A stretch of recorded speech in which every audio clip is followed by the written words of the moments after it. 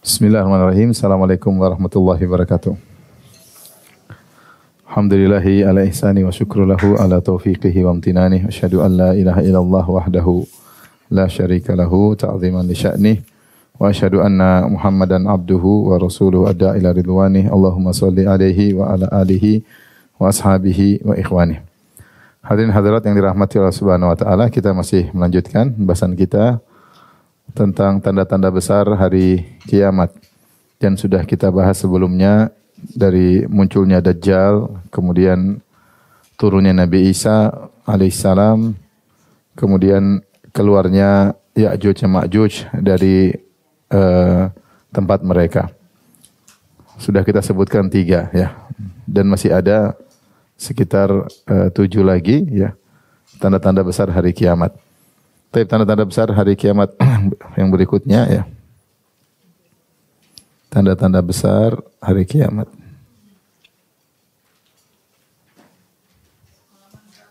Halaman 180. Halaman 180 jilid 2. 180 jilid 2. Ya. Ya. Masih, jadi yang sudah kita lewati adalah Dajjal. Kemudian yang kedua adalah turunnya Nabi Isa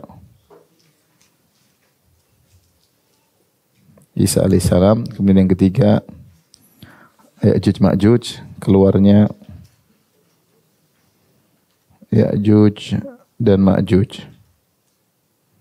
Masih ada 10 ya, masih ada yang lain, yaitu yang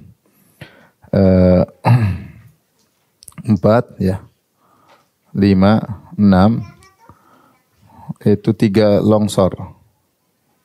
3 longsor besar. Di timur, di barat bumi, kemudian di Jazirah Arab.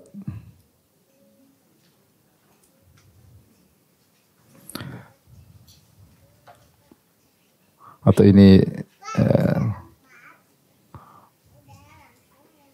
yang ke-7 dukhan, asap. 7 dukhan, asap. Kemudian yang ke-8 adalah terbitnya matahari dari barat.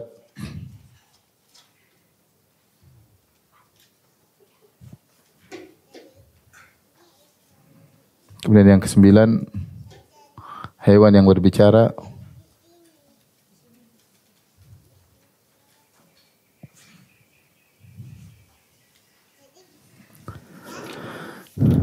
Kemudian yang terakhir adalah keluarnya api yang menggiring manusia. 10 keluar api yang menggiring manusia. Ini adalah 10 tanda-tanda besar hari kiamat yang Rasulullah SAW sebutkan tidak akan tegak hari kiamat kecuali akan keluar 10 tanda tersebut. Dajjal sudah kita jelaskan, turunnya Nabi setelah kita jelaskan. Keluarnya Ya'juj Ma'juj juga telah kita jelaskan. Pada kesempatan ini kita akan bahas tanda ke-4, 5 dan 6, yaitu terjadinya 3 longsor besar ya. Hal ini berdasarkan hadis Nabi sallallahu alaihi wasallam ya. Innaha lan taquma hatta tarawna qablaha asyra ayat. Bahwasanya tidak akan tegak hari kiamat sampai kalian melihat 10 tanda-tanda. Kemudian Rasulullah sebutkan dukhan, yaitu asap, Dajjal, dabah ya, keluarnya binatang yang berbicara, tulu'us syams min maghribiha, terbitnya matahari dari barat, wa nuzul Isa bin Maryam, turunnya Nabi Isa alaihissalam, wa Ya'juj Ma'juj, keluarnya Ya'juj Ma'juj. Kemudian Rasulullah SAW wa salasata khusufin, 3 longsor. Khasfun bil masyriq, yaitu longsor di timur. Kemudian wa khasfun bil maghrib, longsor di barat. Wa khasfun bi jaziratil Arab, longsor di Jazirah Arab. Dan yang tanda terakhir adalah api. Wa akhiru dzalika narun takhruju minal Yaman. Api yang keluar dari negeri Yaman, tatrudun nasa ila mahsyarihim, yang mendorong manusia, menggiring manusia kepada tempat berkumpulnya mereka. Yang dimaksud dengan khasfun yaitu tenggelamnya bumi, lengsernya bumi, seperti Allah Subhanahu wa taala menenggelamkan Qarun. Kata Allah Subhanahu wa taala dalam Al-Qur'an, fa khasafna bihi wa bidarihil arda.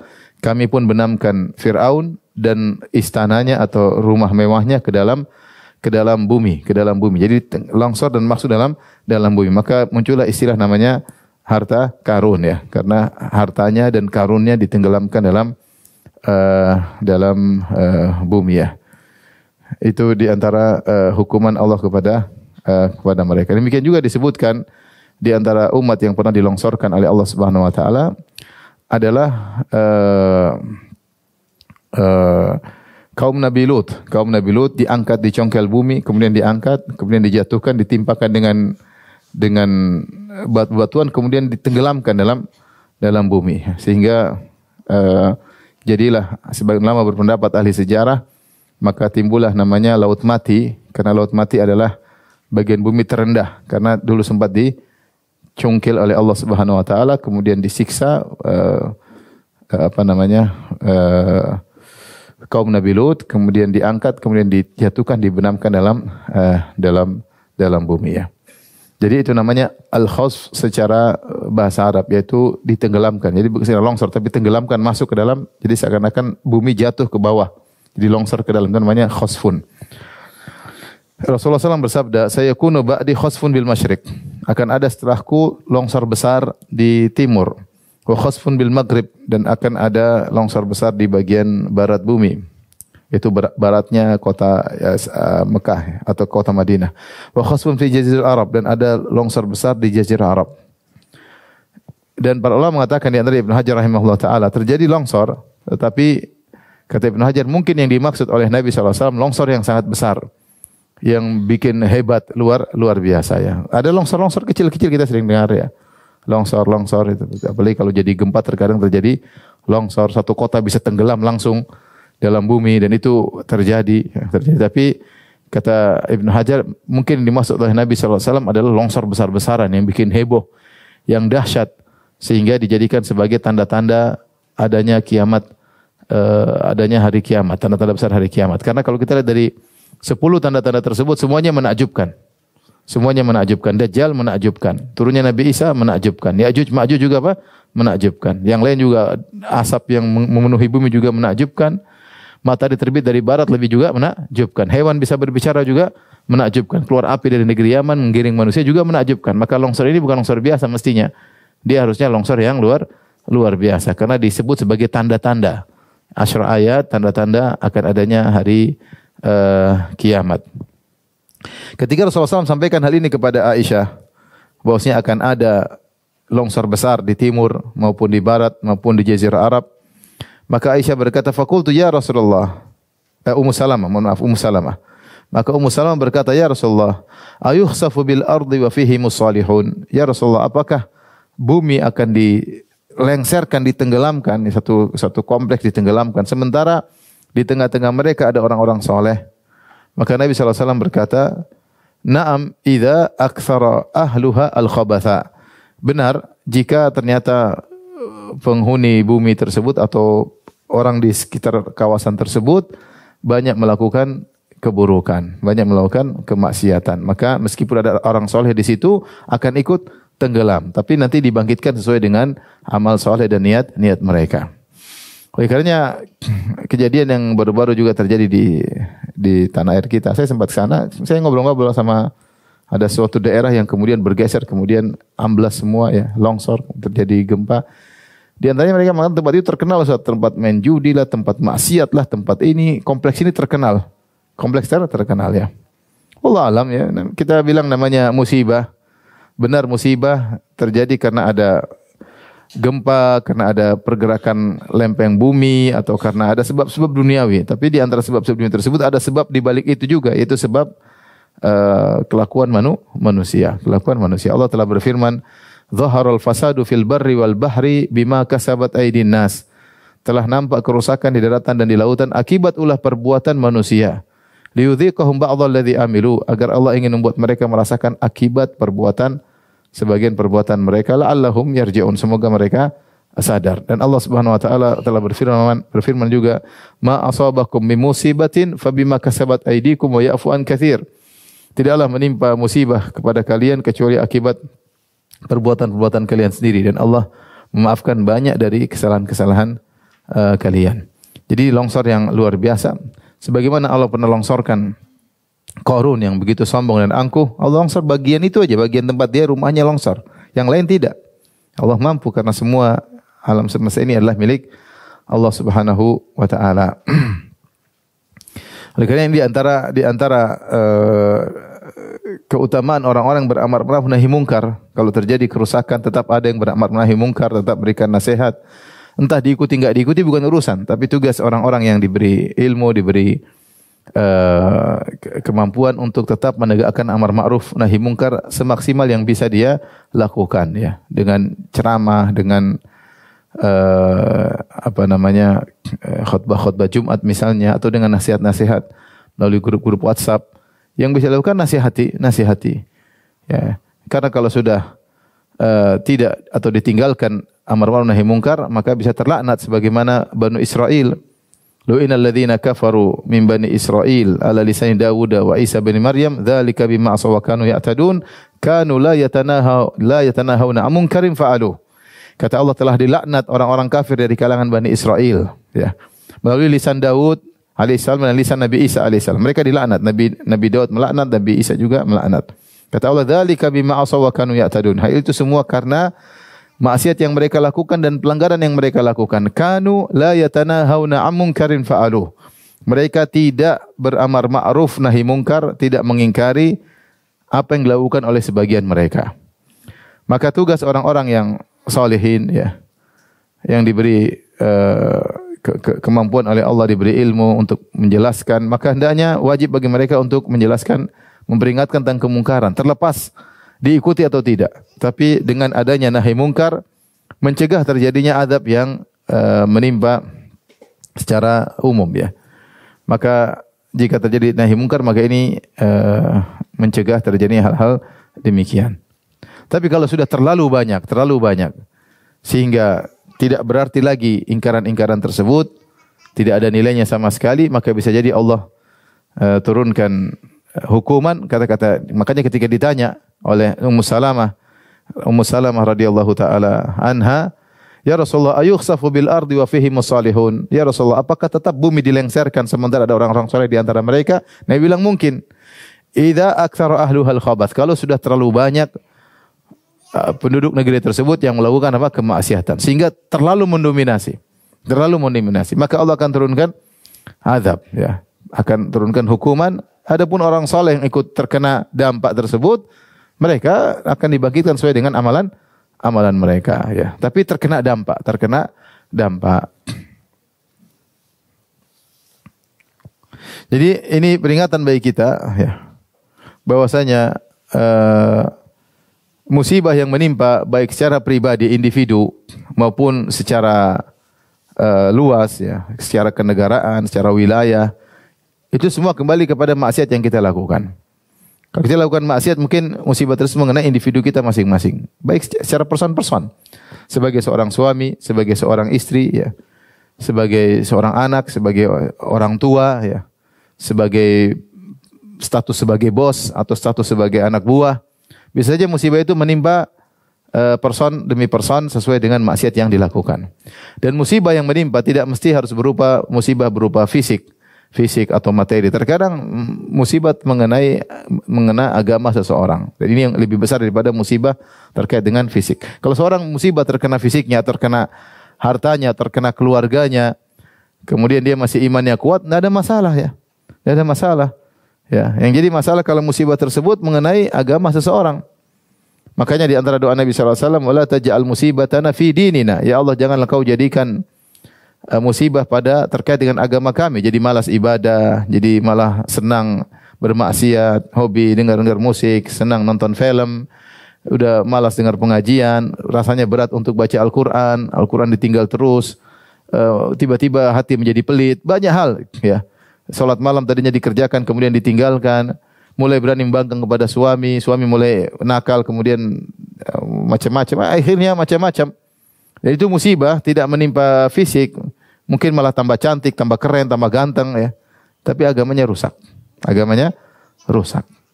Maka seorang waspada terhadap maksiat, karena maksiat pasti memberi dampak, kata Ibnu Qayyim. Pasti memberi dampak, enggak mungkin enggak ada dampaknya.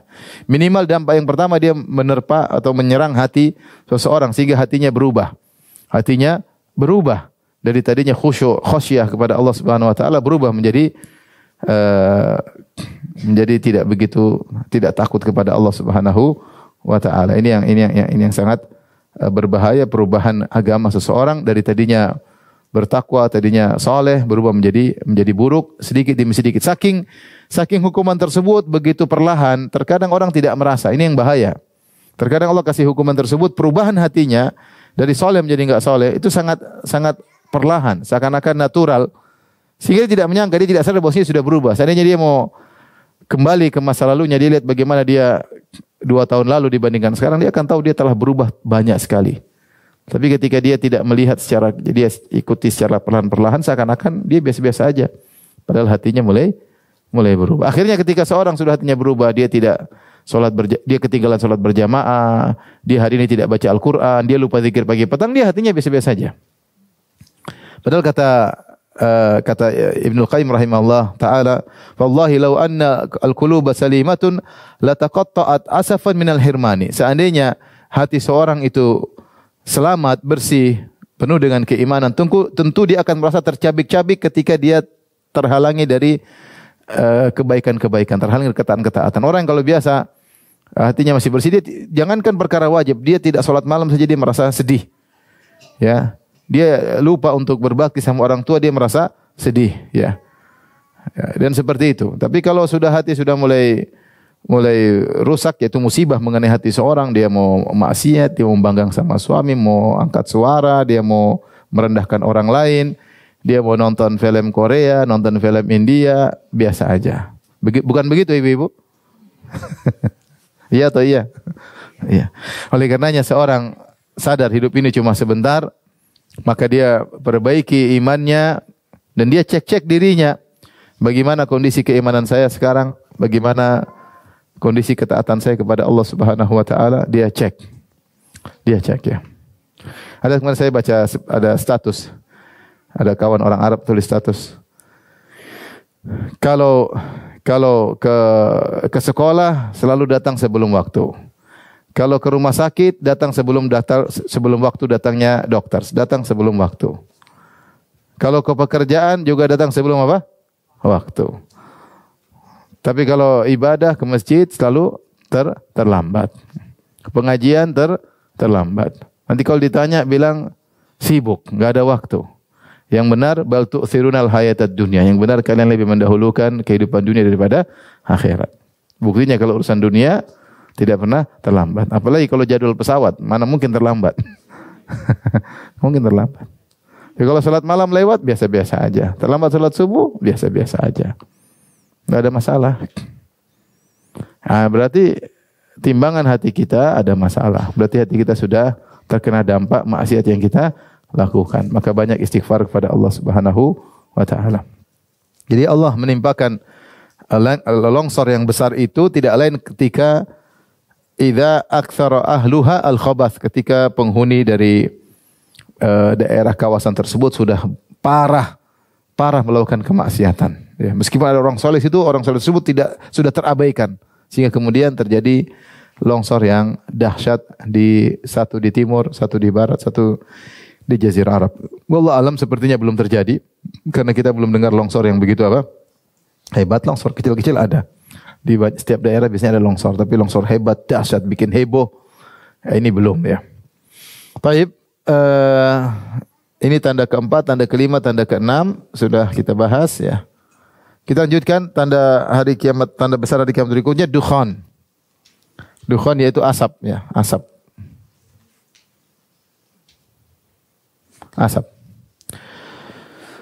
Para ulama terjadi dua pendapat di kalangan mereka apa yang dimaksud dengan dukhan ya. Dukhan yang dimaksudkan dalam hadis Nabi bahwasanya kalian tidak akan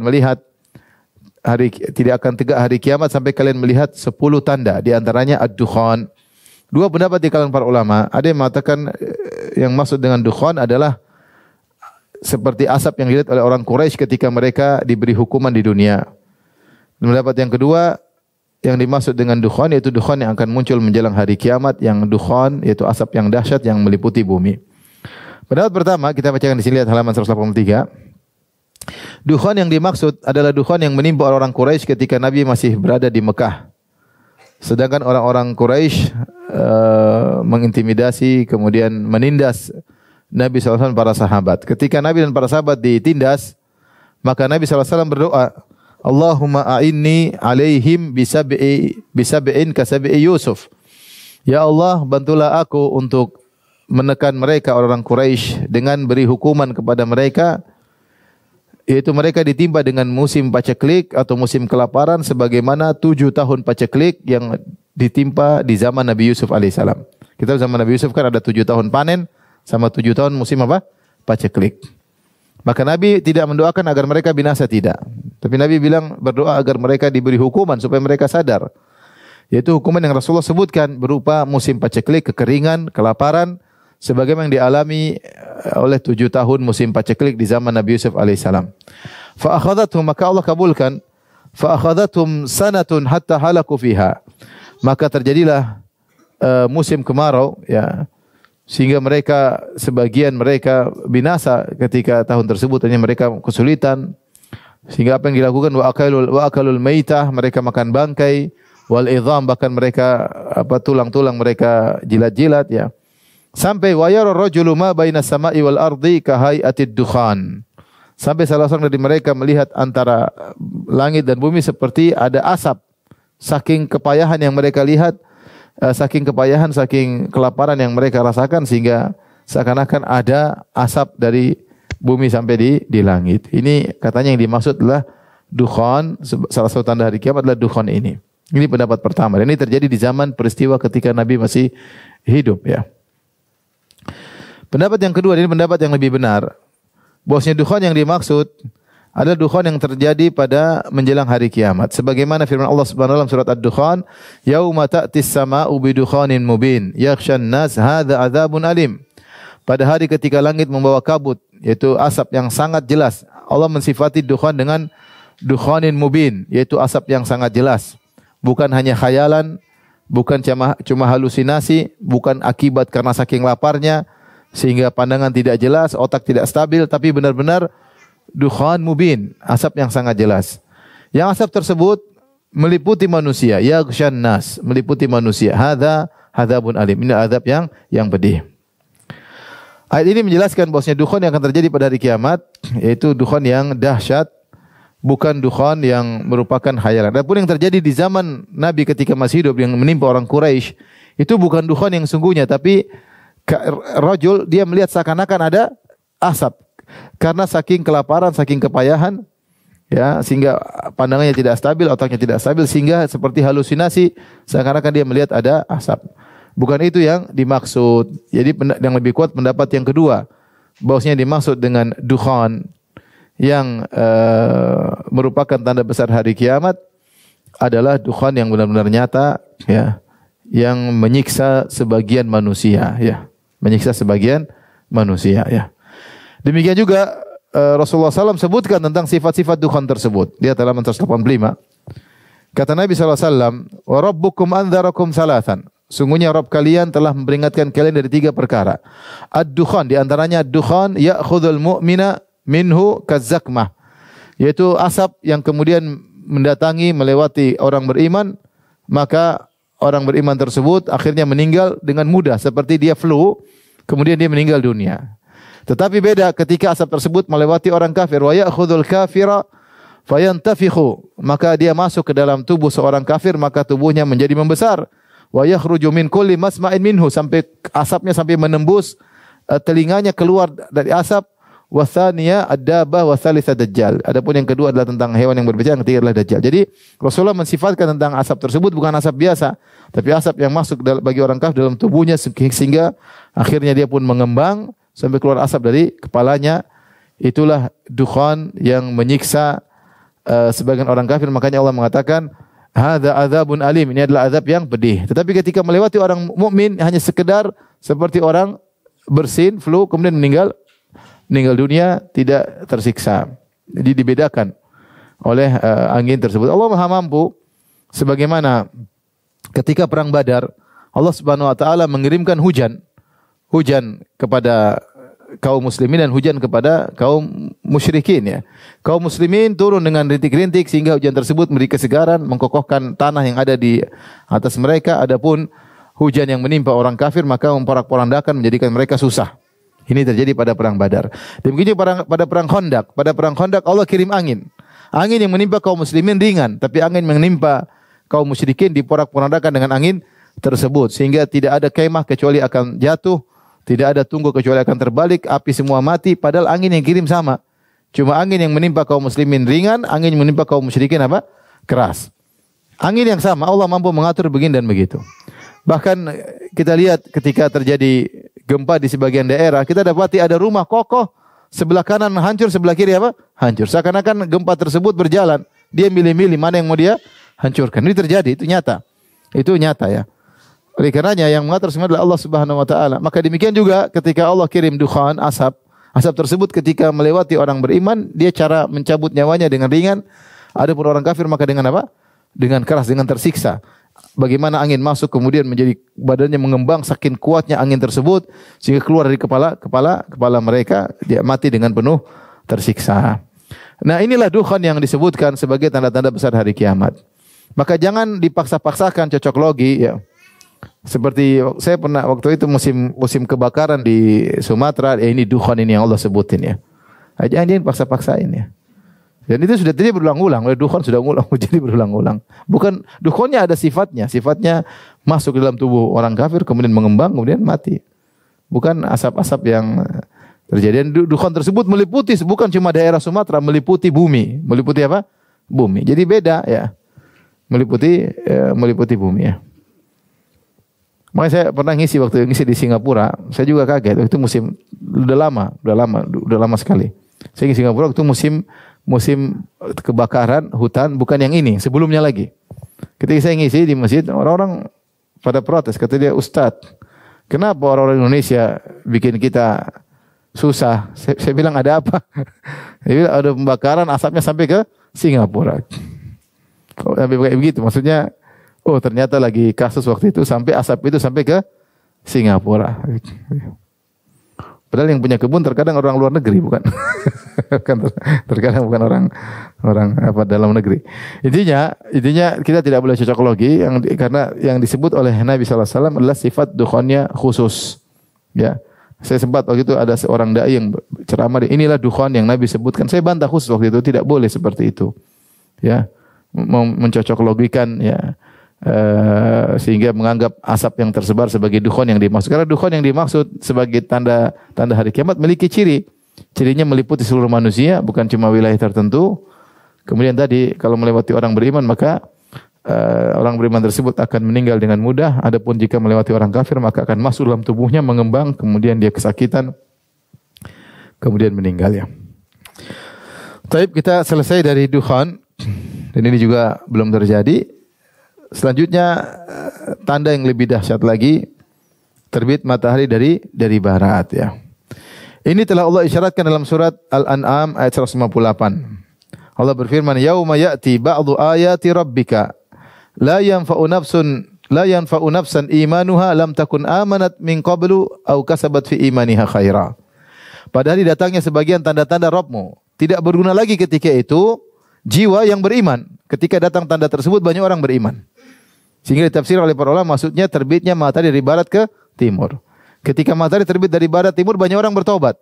Banyak orang bertobat. Allah mengatakan la yanfa'u nafsan imanuha, maka pada hari itu jiwa yang beriman tidak bermanfaat imannya tersebut. Lam takun amanat min qablu, yang sebelumnya dia tidak beriman, harusnya dia beriman sebelum terbitnya matahari dari barat. Au kasabat fi imaniha khaira, dan sebelumnya dia tidak berbuat amal soleh.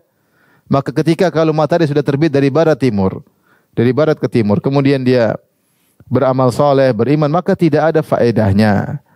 Waktu untuk bertobat sudah selesai.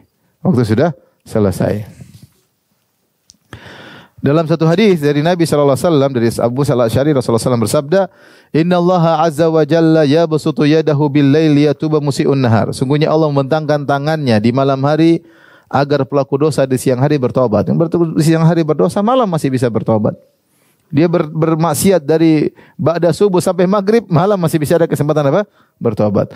Wa yabsutu yadahu bin nahar liyatuba musii'ul lail. Kalau malam dia bertobat, berdosa sampai subuh, dia berdosa, siang maka dia masih bisa bertobat karena Allah membentangkan tangannya untuk menerima taubat orang-orang yang bertobat. Tetapi ada batas akhirnya.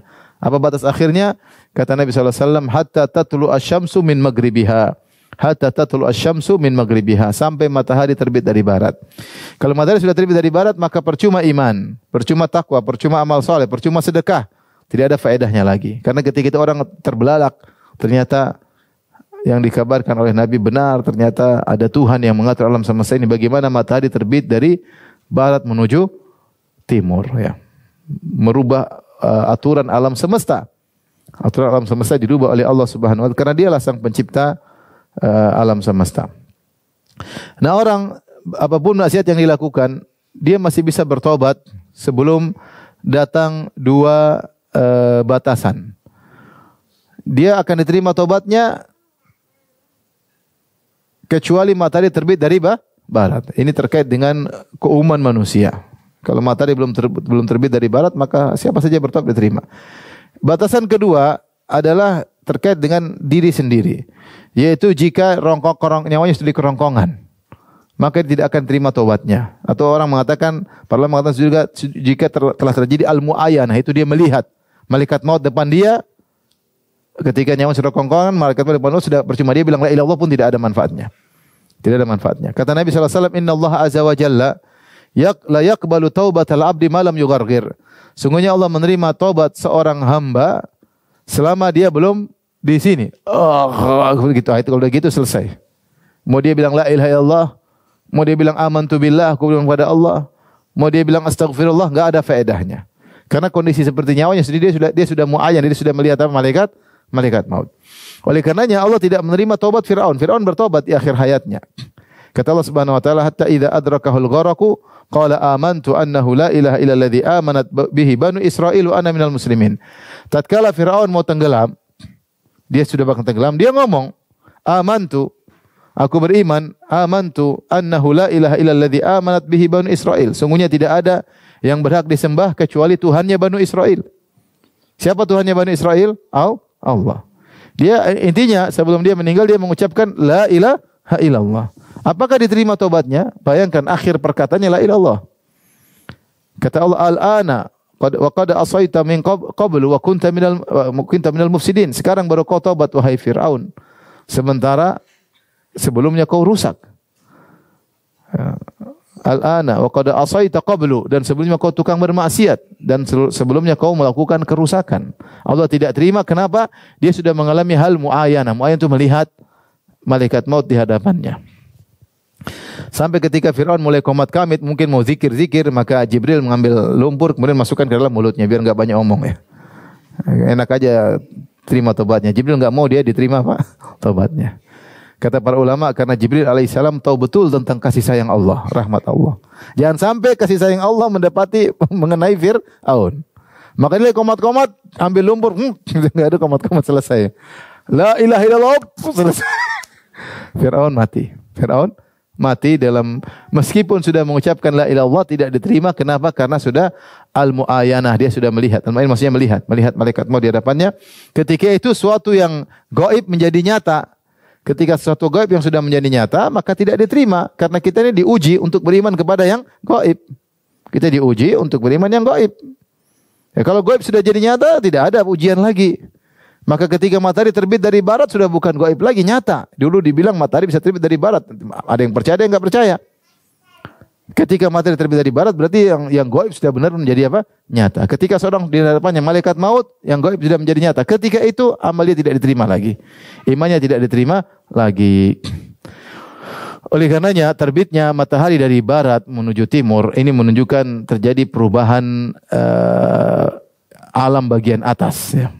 Sebelumnya tanda-tanda bagian bawah, Dajjal di bumi. Nabi Isa turun juga di bumi.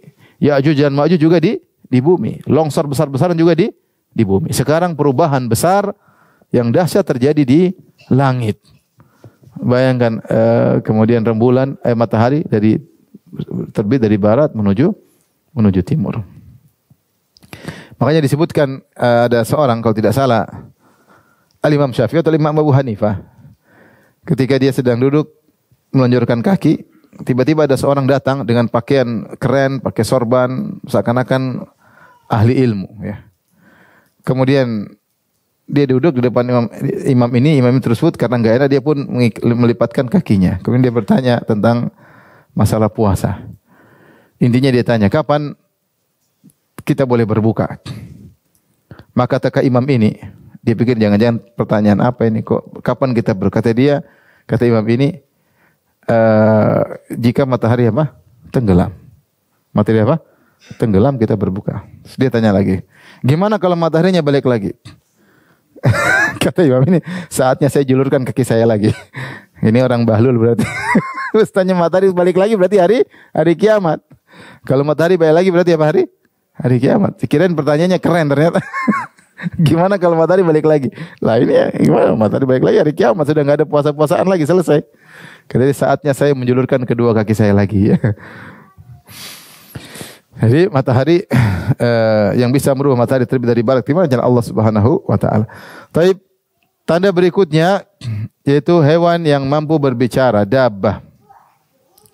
Allah berfirman, "Wa idza waqa'al qawlu 'alaihim akhrajna lahum dabbatan minal ardi tukallimuhum anna an-nasa kanu bi ayatina la yuqinun." Dan apabila telah ditetapkan ketentuan kepada mereka, yaitu akan hancurnya alam semesta, terjadi hari kiamat, kami keluarkan makhluk, ya, bagi mereka makhluk minal ardi, makhluk dabbah itu hewan dari bumi, yang berbicara kepada mereka, annan nasa kanu bi ayatina la yuqinun. Sungguhnya orang-orang tidak beriman dengan ayat-ayat kami.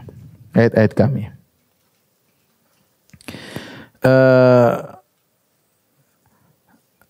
Hewan-hewan tersebut keluar ketika terjadi kerusakan di tengah-tengah manusia, ketika orang-orang mengabaikan ayat-ayat Allah Subhanahu wa taala. Disebut dalam suatu hadis oleh Ibnu Umar, Rasulullah SAW bersabda, "Inna awwalal ayati khurujan tulu'us syamsi min maghribiha." Sungguhnya ayat yang pertama kali atau tanda yang pertama kali keluar adalah matahari terbit dari barat, ya. Wa khurujud dabbati 'ala nasi dhuhan, dan keluar hewan tertentu di tengah-tengah manusia di waktu duha. Wa ayyuhuma ma kanat qabla sahibatiha fal ukhra ala ithriha qariban. Siapa saja di antara keduanya yang keluar, salah satunya maka yang satunya menyusul dekat. Jadi Rasulullah SAW mengatakan di antara ayat yang pertama kali muncul sebagai pertanda hari kiamat adalah terbitnya matahari dari barat dan munculnya hewan. Rasulullah bilang ini bersamaan, berbarengan nih. Kapan salah satunya muncul, maka yang satunya akan nyusul dekat, tidak lama. Ya, tidak lama. Maka ada yang mengatakan hewan dulu keluar waktu duha, kemudian matahari terbit dari apa? Barat. Namun pendapat yang lebih kuat adalah matahari dulu, matahari terbit dari barat baru kemudian hewan. Karena ketika matahari terbit dari barat semua orang beriman. Ketika semua orang beriman, keluar hewan menjelaskan percuma kalian beriman. Kalian dulu tidak mau beriman. Jadi yang benar matahari terbit dari barat dulu baru kemudian hewan keluar, ya. Kemudian Rasulullah SAW bersabda dalam hadis Abu Umamah tentang sifat hewan ini, ya. Takhruju dabbatu fatasimun nasa ala kharatimihim. Muncullah hewan. Kemudian hewan tersebut, ini hewan bentuknya kayak apa? Allah alam bisawab. Sepertinya hewannya banyak, ya. Kemudian tugas hewan tersebut dia memberi cap kepada hidung-hidung manusia. Setiap melihat manusia dia kasih cap. Caranya bagaimana? Allah alam bisawab. Summa yakmuruna fikum, sampai orang-orang yang hidungnya dikasih cap oleh hewan tersebut menjadi banyak di zaman itu. Belum hari kiamat, tapi sudah menjelang hari kiamat. Aktivitas masih berjalan, tapi hewan tersebut muncul di mana-mana, dia kasih cap sama orang-orang yang lewat. Hatta yashtari rajulul ba'ira fayaqulu mimman ishtaraitahu, sampai ada seorang beli onta ketika itu, ada yang tanya sama dia, kau beli onta dari siapa? Fayaqulu ishtaraituhu min ahadil mukhattamin, saya beli tadi dari orang yang sudah dicap sama hewan. Saking banyaknya orang yang dicap sama hewan tersebut, ya. Adapun bagaimana hewan tersebut bentuknya, keluar dari mana, ini enggak ada yang tahu. Enggak ada hadis yang sahih. Keluar dari Irak kah, keluar dari Indonesia kah, keluar dari, enggak ada yang tahu. Tapi hewan tersebut sepertinya banyak karena dia mencap manusia. Dia mencap manusia dan bisa berbicara. Ini kita beriman saja ini hal gaib tapi akan terjadi menjelang hari kiamat, menjelang hari kiamat. Dan hewan bisa berbicara bisa ya, sebagaimana dalil akan hal itu banyak ya. Seperti Nabi Sulaiman mengatakan ulimna mantiqat thair, kami diajar tentang pembicaraan hewan. Maka burung hudhud diskusi sama Nabi Sulaiman. Nabi Sulaiman pun paham perkataan semut. Ketika semut berkata, "Ya ayuhan namlu dukhulu masakinakum la yahtimannakum Sulaiman wa junuduhu wa hum la yash'urun." Ketika Sulaiman dan pasukannya mulai lewat, maka seekor semut memberi peringatan. Dia mengatakan, "Wahai semut-semut sekalian, seluruhnya tanpa terkecuali. Wahai yang merasa semut, masuklah kalian ke dalam lubang-lubang kalian. Jangan sampai kalian diinjak oleh Sulaiman dan anak buahnya sementara mereka tidak sadar. Karena kalian kecil-kecil. Diinjak kuda, diinjak onta enggak sadar. Maka jangan salahkan Sulaiman karena dia tidak tahu." Ternyata Allah menjadikan Sulaiman mengerti tentang bahasa semut tersebut. Kata Allah, "Fatabassama dhahikan min qawliha." Sulaiman pun tersenyum karena dengar perkataan semut tersebut. Gimana tidak tersenyum? Semut tersebut kenal Sulaiman. Masya Allah. Terkenal di kalangan semut. Dan semut ini luar biasa. Dia beramar ma'ruf nahi mungkar. Hati-hati, masuk semua nanti keinjak Sulaiman. Dia tidak mikir dirinya sendiri. Intinya Sulaiman mengerti bahasa semut. Ya, kita tidak tahu. Ada kisah lucu ini kisah nyata. Ada seorang dia ngobrol di suatu kebun. Dia cerita bahwasanya saya bisa bicara sama semut. Saya bicara sama semut. Semut itu kalau ada di rumah, saya bilang keluar, nanti dia keluar. Benar ya, berapa kali saya bilang. Semut tuh kalau saya bilang keluar. Kayaknya semut paham bahasa dia, suruh keluar. Jangan semuanya keluar. Akhirnya ngomong. Akhirnya pas lewat di kebun ada semut di kebun. Pas di kebun itu ada semut. Akhirnya ada yang candain. Coba bilang semut ini suruh keluar. Dites langsung on the spot. Coba suruh semut ini keluar. Kata orang ini, saya spesial semut rumah. Bukan semut kebun. Kalau semut kebun disuruh mungkin nggak keluar. Tapi intinya bahwasanya hewan bisa berbicara mungkin. Burung hudhud juga ngomong sama Nabi Sulaiman. Ahattu bima lam tuhitu bih wa ji'tuka binaba'in min saba'in binaba'in yaqin. Wahai Sulaiman, aku punya ilmu yang kau tidak punya. Aku datang dari negeri Saba dengan membawa kabar yang yakin. Kemudian dia cerita. Sulaiman dengar. Kemudian dia komentari. Alaihissalam. Ya. Dan Rasulullah juga pernah berkata dalam hadis, bainama rajulun bi baqaratin bainama rajulun tamshi bi baqaratin izraqibaha. Ketika ada seorang berjalan bawa sapinya, tiba-tiba dia naikin sapinya. Maka sapinya berbicara, "Inilah ukhlaq li hadza." Wahai bos, saya tidak diciptakan untuk ditunggangi. Yang ditunggangi itu begol, himar sama kuda. Sapi bukan untuk tunggangan. Wa innamal khuliqtu lil hars, tapi saya diciptakan untuk bajak. Ya. Maka sahabat ketika mendengar Rasulullah pernah cerita begitu, cerita ada hewan yang sapi dulu berbicara, sahabat berkata, "Abaqaratun tatakallam ya Rasulullah?" Apakah sapi berbicara? Kata Nabi sallallahu alaihi wasallam, "Fa inni uminu bidzalik wa Abu Bakr wa Umar." Sungguhnya saya beriman dengan hal ini, Abu Bakar dan Umar juga beriman dengan hal ini. Walaysa huma sama. Ketika itu Abu Bakar dan Umar lagi tidak hadir di majelis. Tapi kata Nabi, kalau Abu Bakar dan Umar dengar ini pasti membenarkan. Pasti membenarkan. Jadi ada hewan yang bisa pernah berbicara. Dan jangan heran, jangankan hewan, bahkan dalam hadis-hadis disebutkan bagaimana batu memberi salam kepada Nabi sallallahu alaihi wasallam. Kata Rasulullah sallallahu inni la a'lamu hajaran bi Makkah kana yusallimu alayya qabla an ub'ats. Sungguhnya ada batu di kota Mekah yang selalu beri salam kepadaku sebelum aku jadi nabi. Nabi, wa inni la arifulan, saya tahu batu itu di mana sekarang. Kalau Nabi lewat situ dia beri salam, "Assalamualaikum ya Muhammad." Rasulullah belum jadi nabi, bingung ini batu kok kasih apa? Salam. Rasulullah baru tahu setelah dia jadi nabi ternyata dia seorang nabi. Tapi sebelum dia jadi nabi sallallahu alaihi wasallam ada batu yang sering kasih salam. Ketika Nabi sallallahu alaihi wasallam makan, maka makan makanan, para sahabat yang hadir mendengar makanan Nabi bertasbih. Allah membuat mereka bisa dengar makanan tersebut bertasbih. Demikian juga Nabi sallallahu alaihi wasallam pernah berkhutbah di Jizah, itu di batang korma. Rasulullah bersandar. Ketika ada yang kasih ide, ya Rasulullah, bagaimana kalau kita buatkan mimbar supaya kau bisa naik di atas mimbar tersebut? Maka dibuatlah mimbar. Kemudian batang kurma tadi disingkirkan. Batang kurma tersebut akhirnya sedih dan dia terisak-isak menangis. Dan seluruh penghuni masjid mendengar isakan tangisan pohon kurma tersebut. Kenapa dia menangis? Karena ditinggal oleh Nabi SAW. Nabi sudah tidak pakai dia lagi untuk khutbah, tapi pakai mimbar.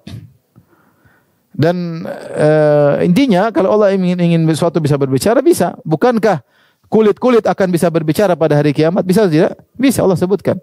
Al-yawma nakhtimu ala afwahim wa tukallimuna aydihim wa tashhadu arjuluhum bima kanu yaksibun. Hari ini kami tutup mulut mereka. Wa tukallimuna aydihim, dan tangan-tangan mereka berbicara dan kaki mereka menjadi saksi atas apa yang mereka lakukan. Allah berfirman, wa qalu li juludihim lima syahidtum alaina. Mereka berkata kepada kulit-kulit pada hari kiamat kelak, wahai kulit-kulit, kenapa kau menjadi saksi? Kalian menjadi saksi menghantam kami. Qalu antaqana Allahu alladhi antaqa kulla syai'. Kulit-kulit berkata, Allah telah menjadikan kami bisa berbicara sebagaimana menjadikan yang lain juga bisa berbicara. Rasulullah SAW juga mengatakan berzikir dengan jari-jari, fa innahunna mustanqatun yaumal qiyamah. Sungguhnya jari-jari ini akan bisa menjadi saksi berbicara pada hari kiamat. Intinya hewan bisa berbicara mungkin ya. Jadi jangan bilang gimana, namanya juga tanda hari kiamat ya. Suatu yang menakjubkan ya. Bagaimana Nabi Isa turun juga menakjubkan, Dajjal, ya semuanya menakjubkan. Semuanya bisa terjadi kalau Allah berkehendak ya. Baik, ini tanda yang ke-9 ya. Tanda yang terakhir, api yang menggiring manusia.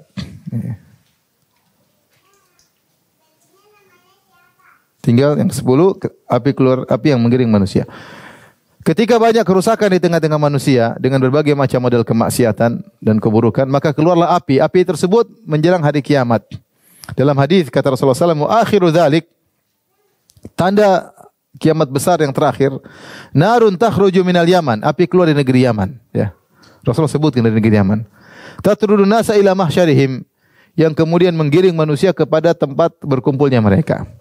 Ada sebagian klip-klip video mengatakan ini api ada di sumber api di negeri Adan di Yaman. Kita enggak bisa pastikan ya. Mungkin ada lahar, ada larva misalnya atau sumber api. Jangan bilang api ini yang bakalan keluar, kita enggak tahu. Ini namanya cocok logi. Jangan paksakan. Kalau kita bilang sumber api di mana-mana juga ada, ya tidak? Di Indonesia juga banyak api ya.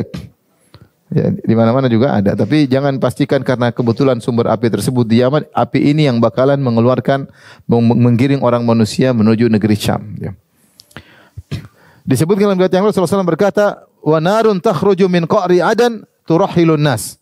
Api yang keluar dari kota Adan menggiring manusia. Adan suatu kota di Yaman. Api tersebut berasal dari situ.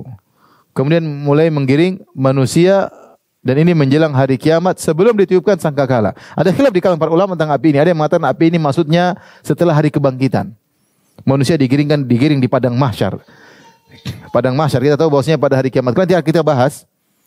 Yauma tubaddal ardu ghairal ardi was samawat. Bumi yang kita pijak ini nanti akan mengalami perubahan, digoncang oleh Allah. Idza zulzilatil ardu zilzalaha, digoncangkan.